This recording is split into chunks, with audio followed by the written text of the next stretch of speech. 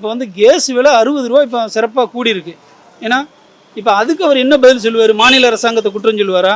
இவருடைய பொருளாதார கொள்கையை எப்படி இது பண்ணுறாரு உலக நாட்டோட? நாளைக்கு தேவைக்கு நம்மளுக்கு கேஸ் இருக்கா இல்லையா அதை பார்க்குறாரு அந்த கட்டமைப்பை. இன்றைக்கி ஃபோன் பண்ணனா கேஸே இல்லைங்கிறாங்க.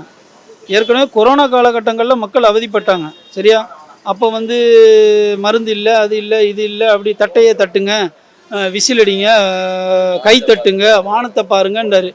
இப்போ வந்து இந்த கேஸுக்கு என்ன பதில் சொல்ல போகிறாரு? அதில் தட்டையை அடிக்கவா? போக கேஸ் ரொம்ப தட்டுப்பாடாகிட்டிக்குது. ஆனால் இவரு வந்து இருக்குதுங்கிறாரு.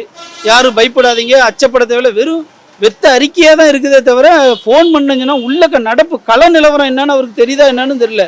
அவர் சும்மா பேட்டி கொடுத்துட்றாரு, கேஸ் எந்த பிரச்சனையும் இல்லை சார், எல்லாருக்கும் வரும்னு. ஆனால் ஃபோன் பண்ணுங்கன்னா கேஸுக்கு ரெஸ்பான்ஸே இல்லை.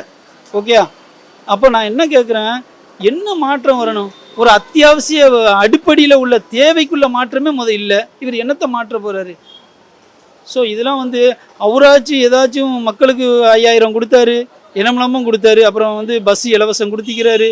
ஏன்னா அப்புறம் ஒரு மாணவன் சார், அவன் கண்ணீர் வடித்து பேசுகிறான். நான் அதே சமூக வலைத்தளத்தில் தான் பார்த்தேன். நான் எந்த கட்சிக்கு நான் ஆதரவு இல்லை சார், நம்மளுக்கு அதெல்லாம் இல்லை. யார் நல்லது பண்ணுறாங்க நம்ம கண் கூட தெரியுது, தெளிவாக தெரியுது. இதுக்கு மேலேயும் நாம் மாற்றி அவங்களுக்கு ஓட்டு போடுறேன்னா நான் வந்து படிக்காத வட மாநிலத்துடைய அந்த ஸ்டைலாக தான் நான் இருக்கணும். நான் இது படித்த பகுத்தறிவு பக்குவம் பெற்ற மண் இது. நான் சிந்திச்சு தான் ஓட்டு போடுவேன். அவரான்னு பார்க்கும்போது இவர் 1000 மடங்கு சிறப்பு. அவரை விட இவர் மக்களோட மக்களாக நிற்கிறார்.